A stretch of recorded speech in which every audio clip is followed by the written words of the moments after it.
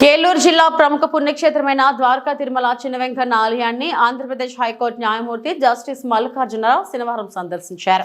కుటుంబ సమేతంగా ఆలయానికి విచ్చేసిన ఆయనకు అర్చకులు, దేవస్థానం అధికారులు పూర్ణకుంభ స్వాగతం పలికారు.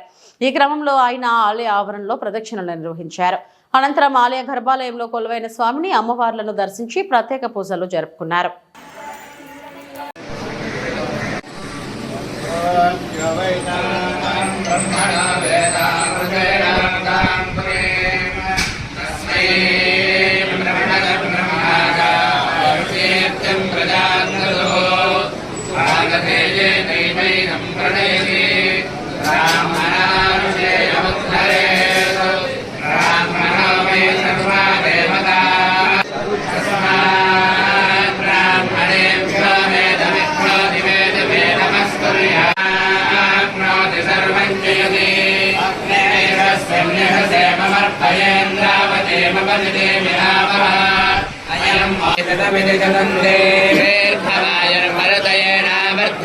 शतमेन मे शतात्मानं